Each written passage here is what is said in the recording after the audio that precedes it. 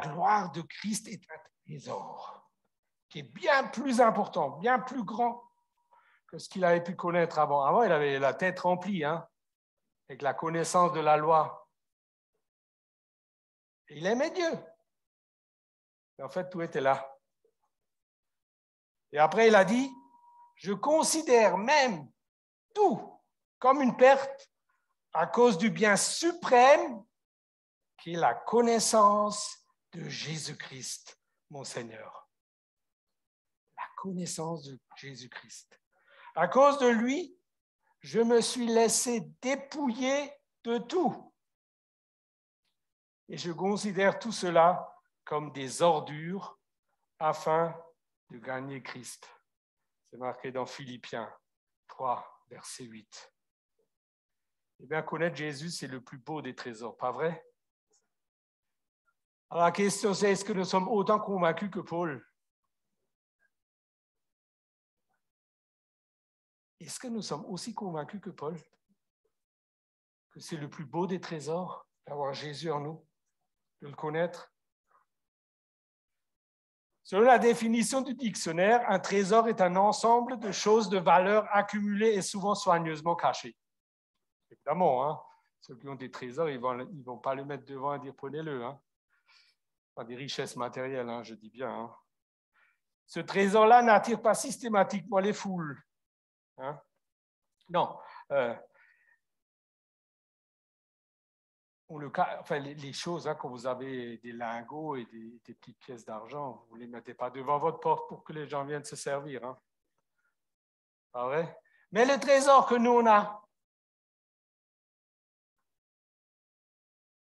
celui-là, il ne faudrait pas le cacher. Parce que ce Dieu qui nous a sauvés, qui nous a aimés, il l'a déposé au fond de notre cœur pour qu'en fait, il soit partagé, propagé, évidemment. C'est quelque chose que Dieu a mis dans notre cœur pour qu'il soit donné et pas gardé en nous. Et on sait que ce trésor qu'on a, les gens autour, souvent, et dans certains pays, pas du tout, ils n'aiment pas l'entendre. Ils n'aiment pas du tout entendre. Et même dans certains pays, ce message attire la haine et donc la persécution. Et on va maintenant voir une vidéo, un témoignage de Kirti en Inde. Alors, elle dure 10 minutes, mais ouvrez bien vos oreilles. Oui, on peut fermer là. Oui. On voit bien.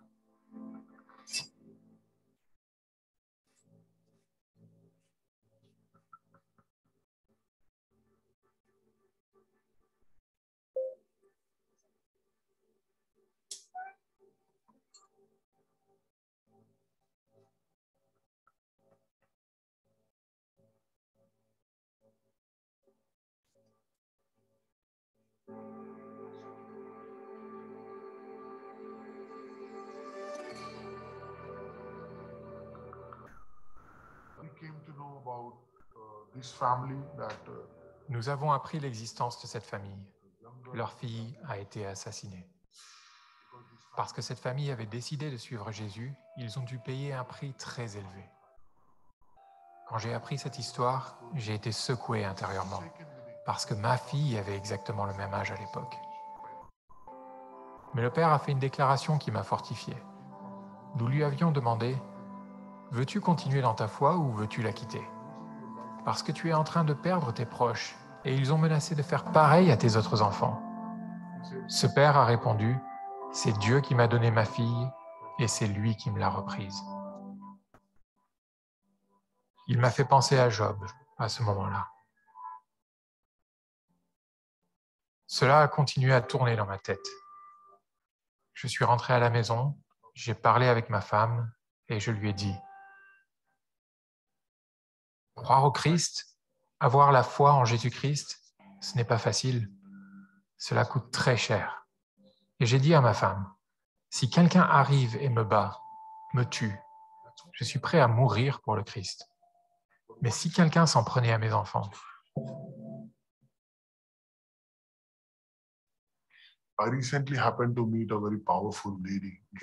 j'ai récemment rencontré une femme très forte, Kirti.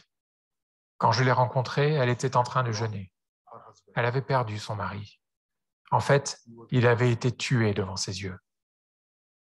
Je lui ai demandé « Pourquoi jeûnes-tu? Quelle est la raison de ton jeûne ?» Et elle a répondu « Je jeûne pour mes enfants et mon Église. » J'étais très malade pendant plus de 10 ans. J'avais mal partout.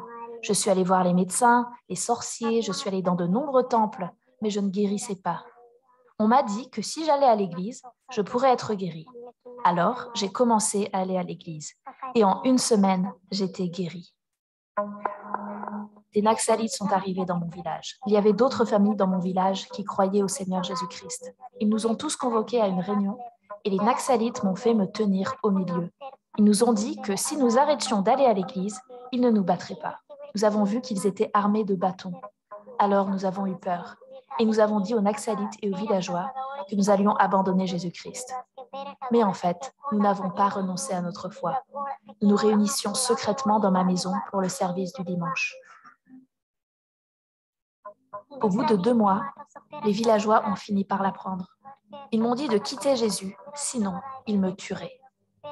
Après avoir dit cela, ils ont brûlé ma Bible et mon recueil de cantiques. Ils ont aussi mangé toutes mes provisions en disant « C'est la sanction pour votre foi ». J'avais l'habitude de prier uniquement dans ma maison. Et petit à petit, tous les gens qui avaient cessé de croire en Jésus-Christ ont recommencé à venir chez moi. Beaucoup de malades venaient me voir. Nous prions pour eux et ils étaient guéris. Peu à peu, nous avons recommencé à organiser des cultes à la maison. Lorsque les habitants du village ont appris que nous nous réunissions à nouveau, ils ont organisé une nouvelle réunion dans le village. Ils ont fait venir une des personnes qui avait été guérie et ils l'ont battue. Ce jour-là, ils ont également convoqué d'autres personnes de différents villages pour venir nous battre.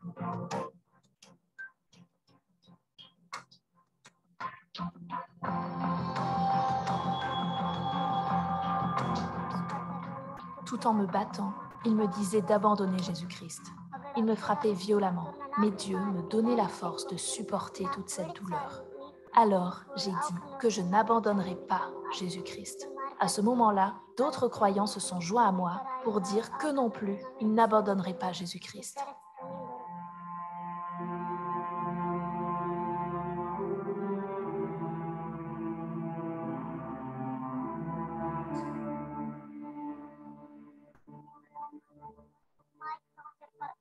Une nuit, des villageois sont venus rôder autour de notre maison, des cordes à la main.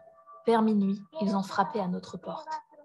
J'ai ouvert et ils m'ont demandé « Où est ton mari ?» J'ai répondu que mon mari dormait. Leur visage était caché par des foulards. Ils sont rentrés dans ma maison et ont emmené mon mari avec eux. J'ai compris qu'ils voulaient se venger sur mon mari à cause de la solidité de ma foi. J'ai essayé de les arrêter, mais ils m'ont poussé à l'intérieur de ma maison et ils ont fermé la porte.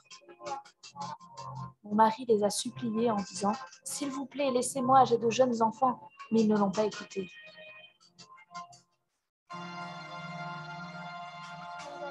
Pendant 6 jours, ils ne lui ont donné ni eau ni nourriture.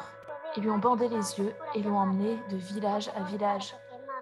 Mon mari avait perdu la mémoire à cause des tortures qu'on lui faisait subir. Le jour où ils ont décidé d'exécuter mon mari, ce jour-là, mon mari n'était plus capable de me reconnaître et ils ne m'ont pas permis de m'approcher de lui. Ils l'ont fait s'allonger et ont maintenu un bambou sur son cou et 2 personnes se tenaient debout sur le bambou des 2 côtés. Après quelques instants, ils ont dit « Viens récupérer le corps de ton mari ». Ce jour-là, il y avait aussi un autre homme qu'ils voulaient exécuter. Ils ont relâché l'autre homme parce qu'il n'était pas croyant. Mais mon mari a été tué simplement parce qu'il était croyant. Je me tenais à une certaine distance. Je priais et je disais à Dieu « Seigneur, que ta volonté soit faite ». La parole de Dieu m'aide à faire face à toutes sortes de problèmes. Il est écrit « Ne t'inquiète de rien, car Dieu est là pour combler tous tes besoins. Quand je tombe malade, Dieu me guérit et il répond à tous mes besoins. » Les partenaires de Portes Ouvertes nous ont aidés continuellement. Non seulement ils se sont occupés de la nourriture, mais ils nous ont aussi fourni des couvertures et des vêtements. S'il vous plaît, priez pour les personnes qui ont livré mon mari aux Naxalites, afin qu'elles puissent obtenir le salut. Que Dieu change leur cœur et qu'ils puissent eux aussi accepter Jésus-Christ dans leur vie. Je prie pour le salut de mon village et je crois que mon village obtiendra le salut.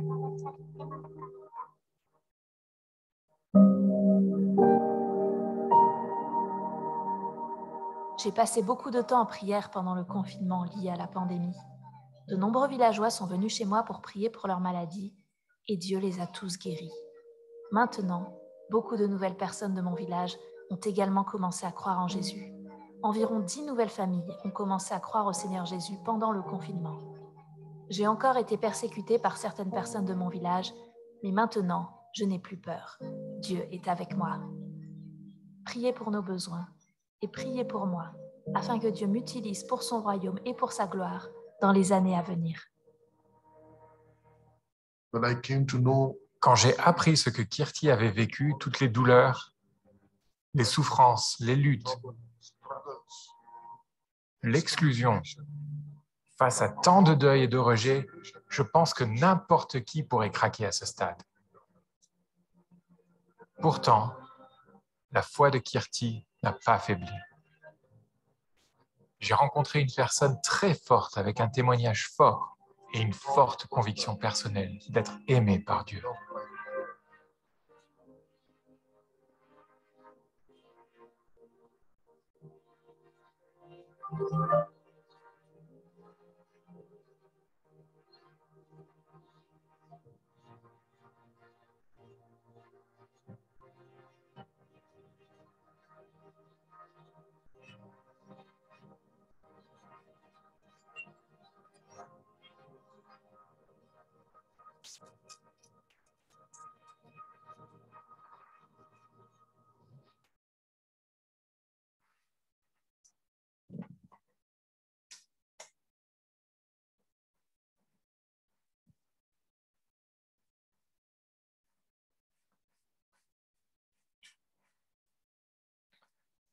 Vous avez vu, hein? C'est touchant, frappant. Hein? Ça nous interroge. Enfin, moi, ça m'a interrogé. Et alors, ce qui se passe là-bas en Inde, on voit qu'il y a déjà des traces aussi chez nous, en France. L'Évangile commence à déranger. L'Évangile dérange les incrédules et par-dessus tout le diable. Il déteste ce trésor.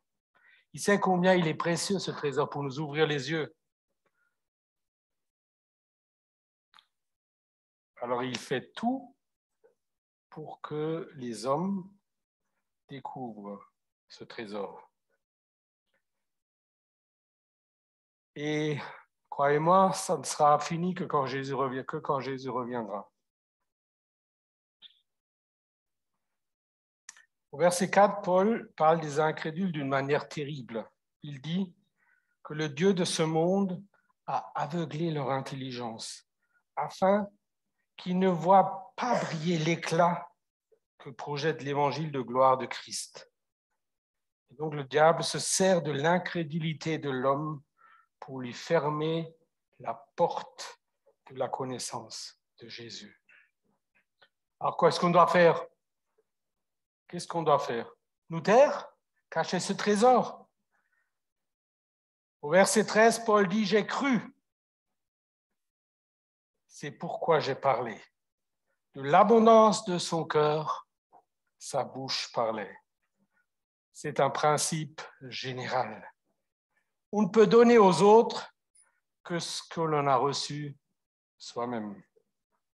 S'il y a de la lumière dans nos cœurs, il y en aura sûrement autour de nous. Pas vrai? Amen. Alors on peut avoir peur, on peut être tenté d'enterrer ce trésor que Jésus nous donne, ce trésor, cet évangile, cette bonne nouvelle. Mais il faut toujours se rappeler que Jésus nous a donné cette mission de faire briller cette lumière autour de nous, devant les hommes.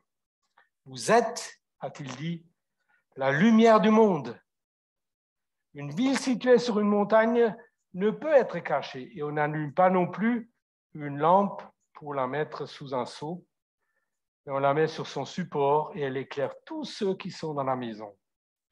Que de la même manière, votre lumière brille devant les hommes afin qu'ils voient votre belle manière d'agir et qu'ainsi ils célèbrent la gloire de votre Père céleste.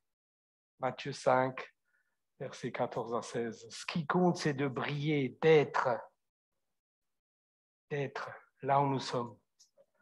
Vous savez, si on partage l'Évangile, mais qu'on ne vit pas soi-même ce qu'on dit, on a un contre-témoignage. Donc, ce qui importe dans un premier temps, c'est de vivre cet Évangile. Après,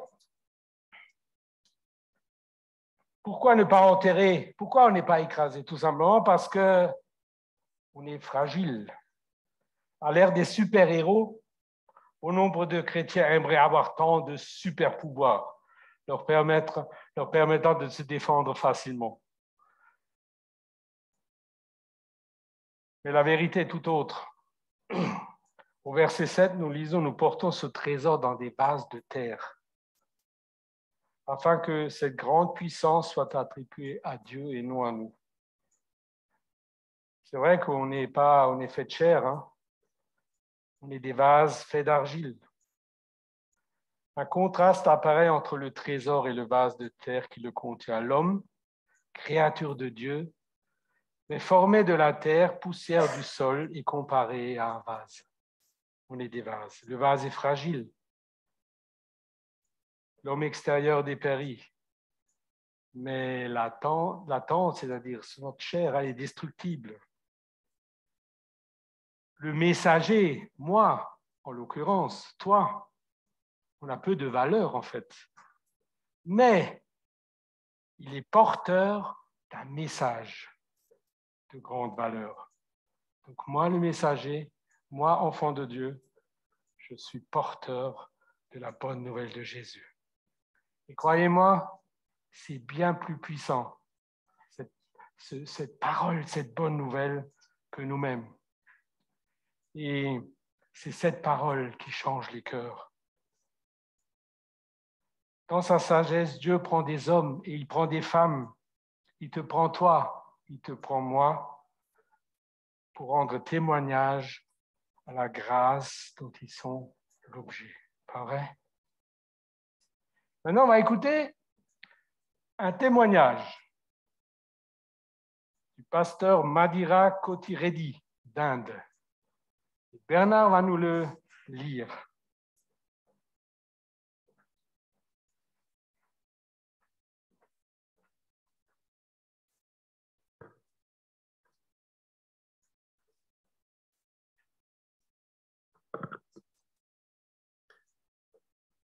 Témoignage de Madhira Kothiredi.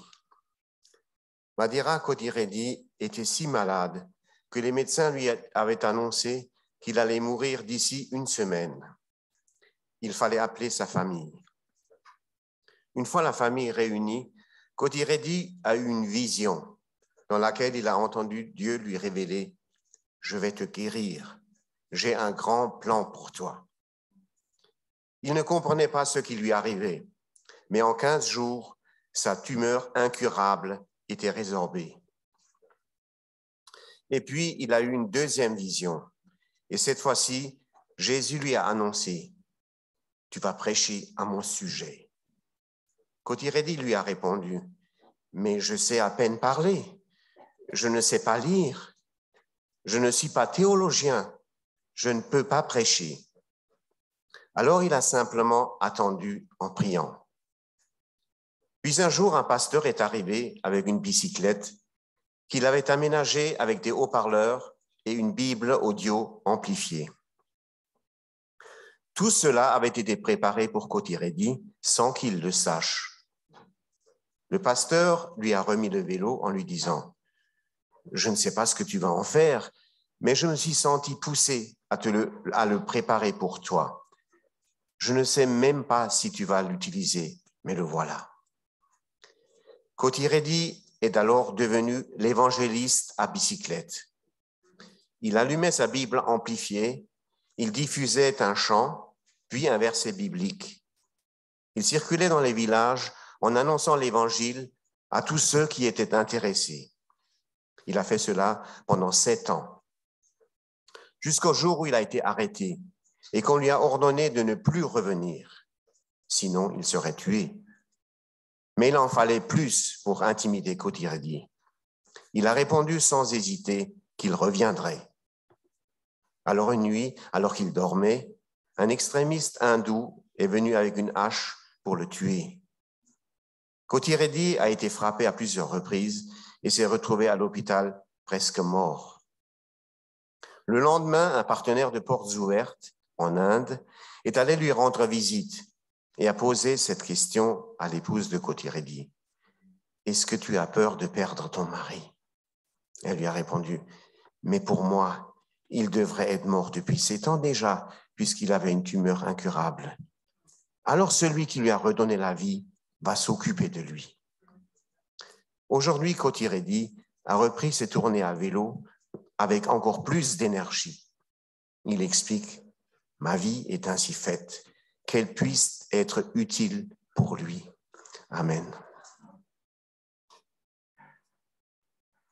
Kirti et Kotiredi sont tous deux des vases de terre fragiles, sans valeur aux yeux du monde, mais très précieux pour Dieu. Parfois, nous aussi, on peut penser qu'on n'a aucune valeur aux yeux de nos voisins. Ça arrive souvent, qu'on n'a pas de valeur aux yeux. Oh, je n'ai pas de valeur aux yeux de mon mari, aux yeux de mon voisin, aux yeux de ma famille, au collège. Mais Dieu nous a choisis pour répandre sa lumière. C'est à dessein qu'il place sa gloire dans des vases sans gloire. Ce n'est pas de moi. Je vous lis quelque chose. Ça ne vient pas de moi. Pas que vous croyez. Ainsi, la puissance incomparable que produit l'Évangile est celle de Dieu et non la nôtre. Plus la faiblesse du témoin est manifeste, plus la puissance de Dieu est éclatante.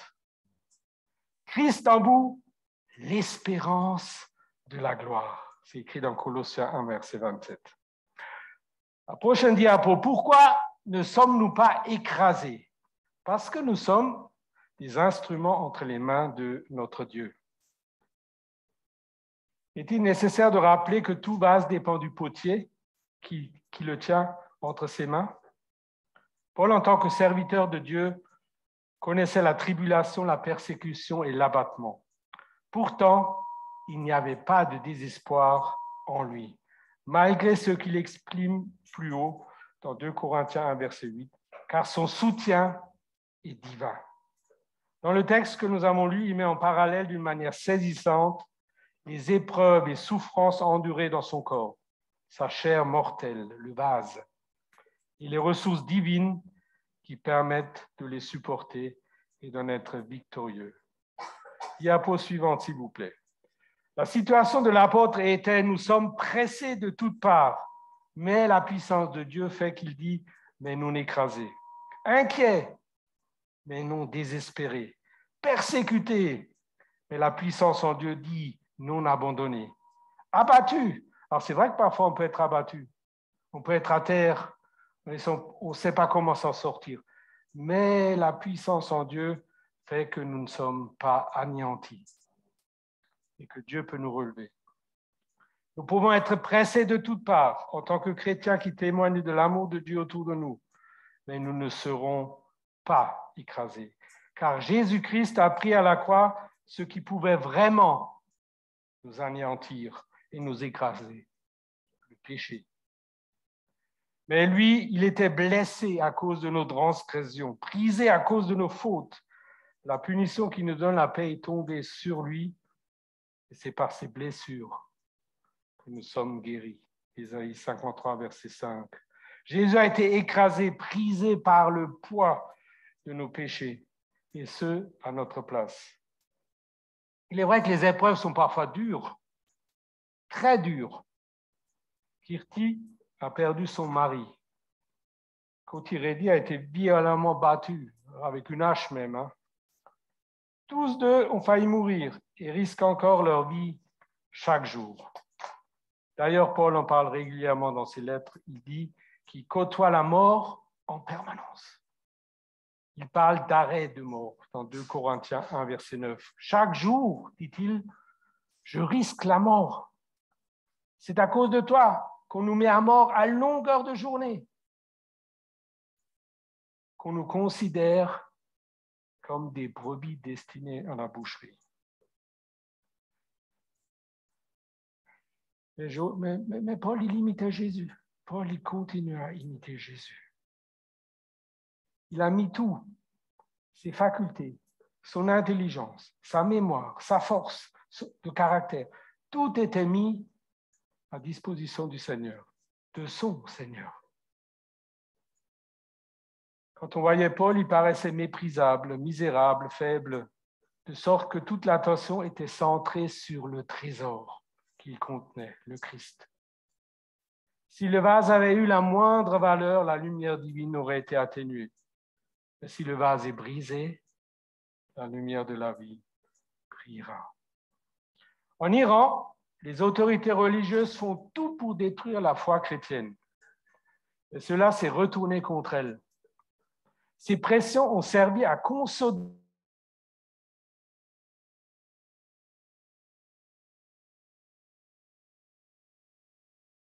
c'est détruire l'Église qui n'était pas composée de disciples, prêts à mourir pour le Seigneur, et les convertis de surface qui renoncent face à l'épreuve.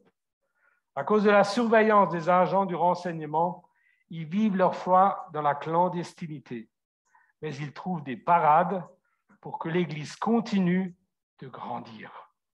Leur objectif n'est pas d'implanter des églises, mais de faire des disciples. Et nous allons écouter le prochain témoignage que va nous dire Sandrine de Ava et Marduk.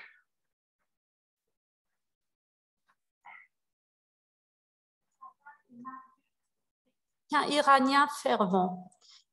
Ils ont beaucoup souffert à cause de leur foi, notamment suite à l'emprisonnement de Marduk. Ils ont tout perdu, leur maison, leurs biens et leurs revenus, sans compter qu'ils sont sous surveillance. Mais malgré cette persécution, ils ont grandi. Ava raconte, « Quand mon mari était en prison, j'ai vécu beaucoup d'expériences intimes et très fortes avec Dieu et j'en ai retenu de nombreuses leçons. J'ai appris que Dieu était là avec moi dans le feu. » Ava réalise qu'elle avait lu et relu la Bible, qu'elle avait même enseigné aux autres, mais que sa connaissance était en grande partie théorique. C'est grâce à la persécution qu'elle et son mari ont subi qu'elle connaît la réalité de Dieu et de ses promesses. Je sais que nous sommes dans sa main et que personne ne peut nous arracher à lui. Depuis l'arrestation de son mari, Ava est devenue comme une enfant, sans défense, mais dépendante de la puissance de l'amour de Dieu. Elle apprend de plus en plus à lui faire confiance et à lui obéir. Je peux dire que je suis plus prête et disposée à faire la volonté de Dieu. Amen. Alors pourquoi on n'est pas écrasé? Parce que nous portons notre attention sur les réalités, non pas qu'on voit là naturelles, mais sur les réalités éternelles. En tant que chrétiens, nous croyons que Christ est ressuscité, le premier. Nous aussi, nous ressusciterons. Le verset 14 de notre passage nous montre l'issue glorieuse de notre chemin. Nous savons en effet que celui qui a ressuscité le Seigneur Jésus nous ressuscitera aussi par Jésus il nous fera paraître avec vous dans sa présence. Il y a d'abord la foi, croire, puis le témoignage, parler. D'où la persécution du témoin jusqu'à la mort. Alors, si vous vouliez échapper à la persécution, je pense que c'est raté. On est tous, quelque part, là où on est soumis à la persécution. Mais notre résurrection est aussi certaine que celle de Christ. Amen. Notre résurrection est aussi certaine que celle de Christ. Paul peut vouloir dire « j'ai cru aux ressources divines, c'est pourquoi j'ai délivré ce message sans réserve, quoi qu'il m'en coûte ». C'est ce que beaucoup de chrétiens persécutés expérimentent chaque jour en témoignant courageusement de leur foi malgré les risques pour leur vie. Et puis, il y a la gloire future, car nos légères difficultés, dit-il, du moment présent produisent pour nous, au-delà de toute mesure, un poids éternel de gloire. 2 Corinthiens 4, verset 17. Ce verset a introduit un autre contraste entre le présent et l'avenir. Nos épreuves, malgré leur intensité, sont estimées légères et courtes au regard de la gloire future de Dieu. J'estime que les souffrances du moment, dit-il, l'apôtre Paul, du moment présent ne sont pas dignes d'être comparées à la gloire qui va être révélée pour nous. Alléluia. Romains 8, verset 18. Je pourrais avoir un petit schluck.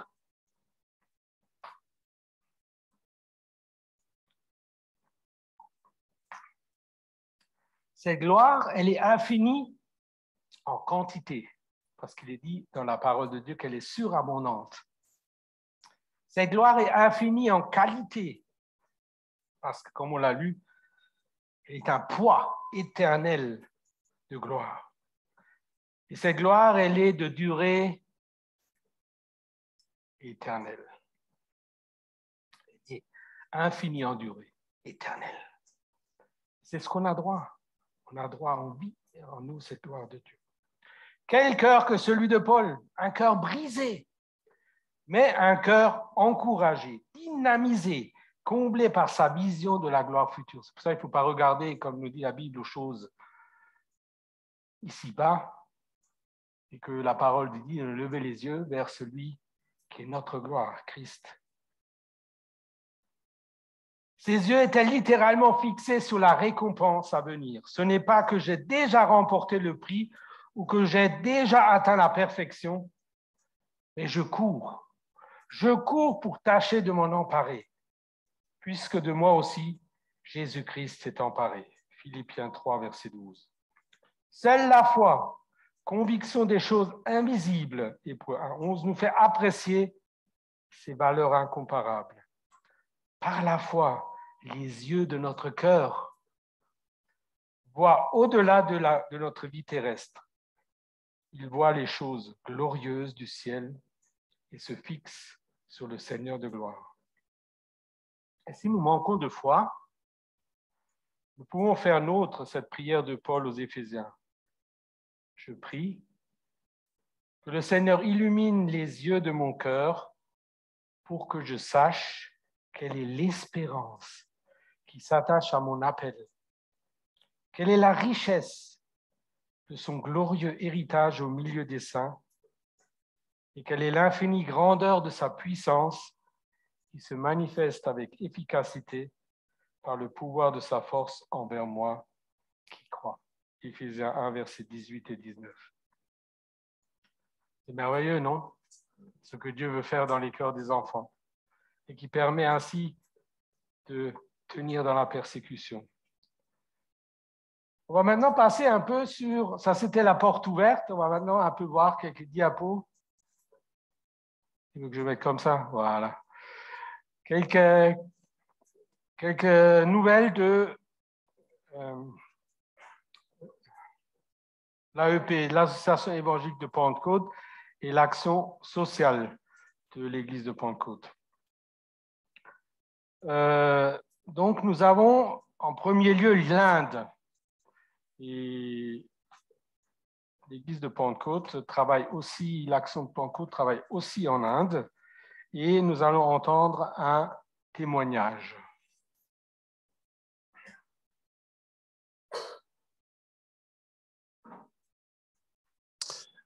Donc, l'Inde, en fait, ce que je vais lire, c'est finalement, ça a un rapport avec Portes ouvertes. Dimanche 3 octobre, une foule d'environ 200 hommes armés de bâtons et de gourdins a pris d'assaut une église protestante de la ville de Roorkee dans l'État d'Uttarakhand, dans le nord de l'Inde. Un pays immense, 1,4 milliard d'habitants. Au moins 5 personnes ont été blessées, dont une dans un état grave, pendant cette attaque survenue lors d'une réunion de prière. Selon la presse locale et les responsables de l'Église, les assaillants étaient des membres de groupes d'autodéfense hindous extrémistes. Les agresseurs ont affirmé qu'ils soupçonnaient que des activités liées à la conversion religieuse se déroulaient dans la région. La foule en furie a détruit des meubles, des photographies, des instruments de musique en criant « Jai Shri Ram », un slogan saluant le dieu hindou Ram.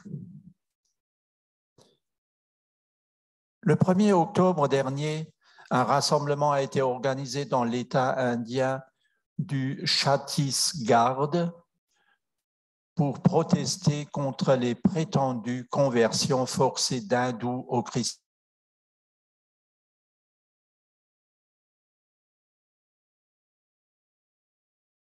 Hier qu'un prêtre hindou, je ne vais pas citer,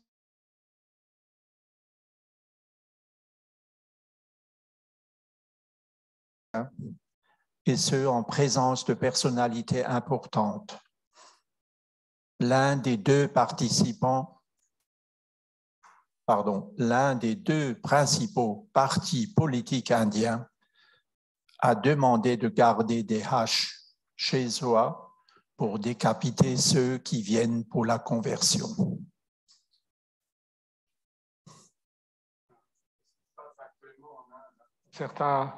Dans certaines régions de l'Inde. C'est terrible quand les hommes sont aveuglés par l'ennemi. Ensuite, nous passons à la diapo suivante, l'Afghanistan et le Kazakhstan, où là aussi, Christine va nous partager des nouvelles.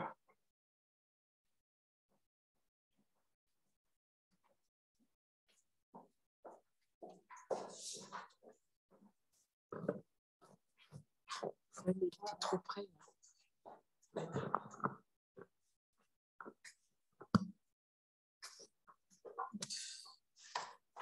Alors, moi, je voudrais vous partager du Kazakhstan. Alors, au Kazakhstan, en fait, la pratique religieuse, elle est déjà très réglementée. Mais il est question ces derniers temps, sur la dernière année, que éventuellement le pays préparerait encore un nouvel amendement par rapport à la législation qui existe déjà. Et si cet amendement est effectivement adopté, à ce moment-là, il sera interdit aux chrétiens de se réunir en dehors des lieux de culte déclarés. Donc, toute église doit être déclarée. Si vous n'êtes pas déclaré, vous ne pouvez pas vous réunir. Et il faut donc demander la permission aux autorités. Alors, en fait, c'est des soucis pour beaucoup d'églises qui n'ont pas de local de réunion fixe ou pour celles qui veulent proposer une rencontre en dehors des locaux habituels. Et donc, à ce moment-là, il faut faire des démarches administratives auprès des autorités. Elles devront donc informer ces fameuses autorités du projet de leur réunion, 10 jours à l'avance, fournir des explications détaillées de la rencontre à venir. Et bien, les fonctionnaires ils peuvent alors accepter ou refuser de donner leur accord sous tel ou tel prétexte. Donc, c'est vraiment très, très, très serré. L'amendement stipulerait également que, par contre, la publication et l'importation de littérature chrétienne ne soient plus soumises à la censure, mais que seuls des organismes religieux enregistrés, agréés par l'État, sont autorisés à pratiquer des activités d'édition. Donc, c'est vraiment de plus en plus resserré au Kazakhstan. Il faut continuer à prier pour ce pays, pour les gouvernements, et pour que la loi ne soit pas encore plus stricte qu'elle ne l'est déjà. Ensuite, je voudrais vous partager aussi par rapport à l'Afghanistan. On connaît un petit peu mieux l'Afghanistan, puisqu'il y a quand même déjà des réfugiés chez nous. Alors, il y a Heart Iran, donc Cœur Iran. C'est une organisation qui vient en aide aux chrétiens et aux églises en Iran.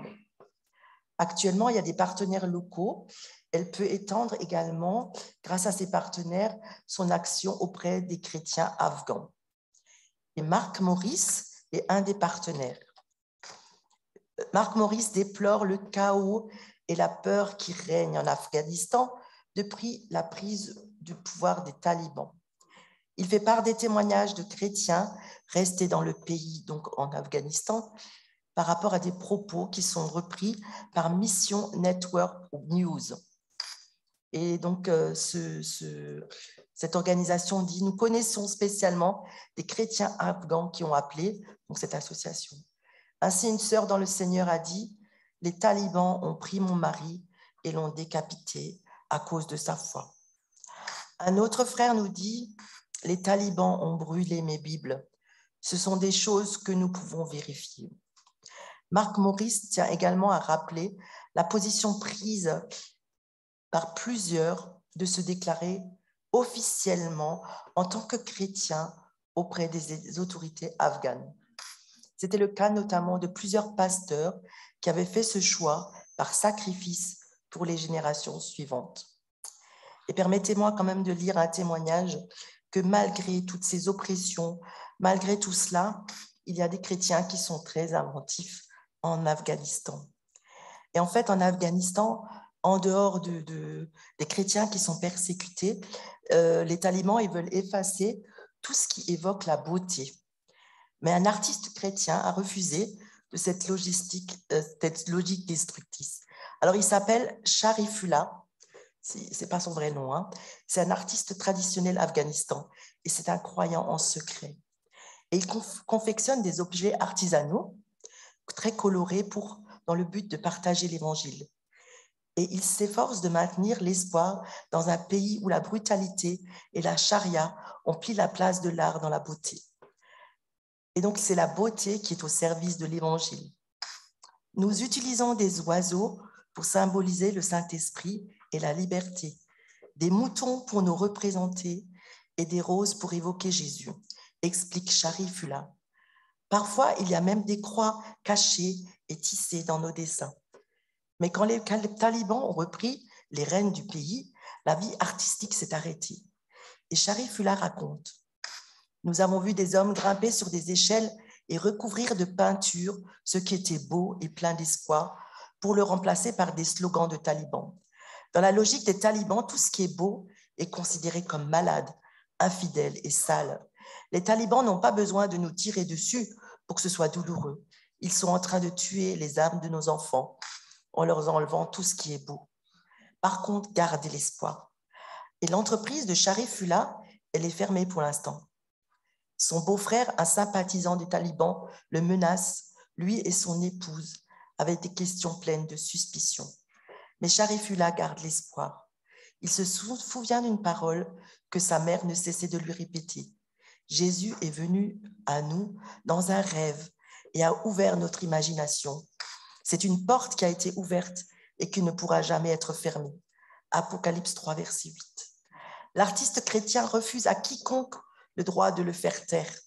Nous ferons en sorte que le monde entende le souffle de l'Évangile à travers chacune de nos respirations et nous savons que vous nous aiderez.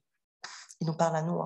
S'il vous plaît, continuez à profiter de votre liberté en partageant l'Évangile en vous tenant à nos côtés. En suivant l'actualité de l'Afghanistan, il est facile de se sentir impuissant. Le poids des nouvelles décourageantes peut sembler accablante. Mais beaucoup de chrétiens secrets afghans réagissent avec foi. La seule chose qu'ils demandent à l'Église mondiale en ce moment est de prier pour eux. Par la prière, nous pouvons répondre avec foi de la même manière qu'eux. Continuons à prier pour ces chrétiens.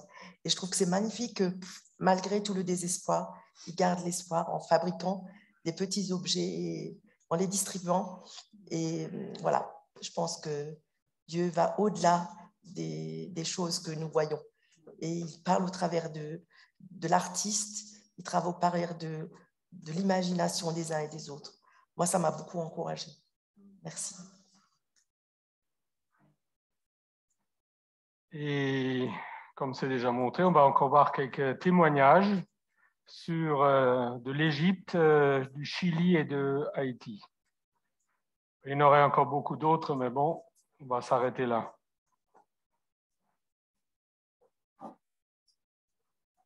Pour l'Égypte, au moins 17 chrétiens coptes sont portés disparus en Libye depuis le 30 septembre dernier, alors qu'ils vivaient dans un quartier égyptien de la capitale libyenne, Tripoli.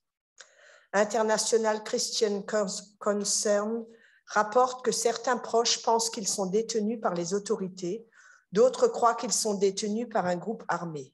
Mais tous estiment que leur foi chrétienne est liée à leur disparition et craignent qu'ils connaissent le même sort que les 21 chrétiens coptes décapités en Libye par les militants de l'État islamique en 2015.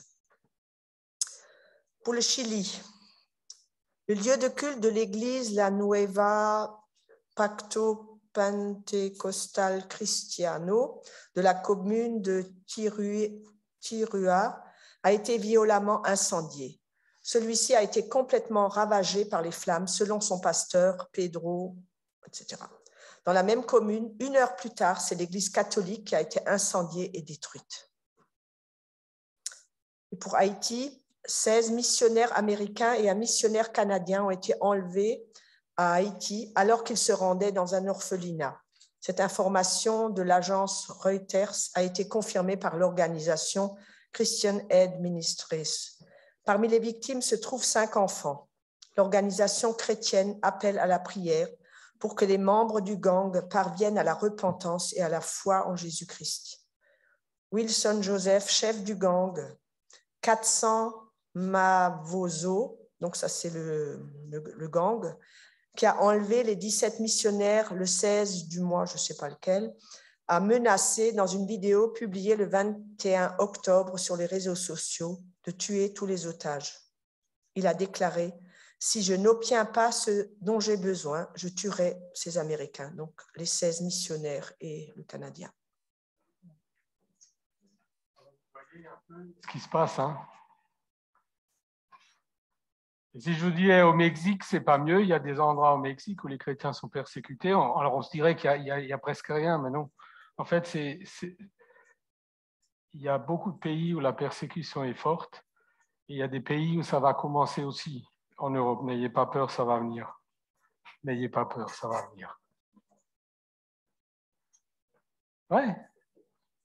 Je dis, n'ayez pas peur, parce que ça va venir.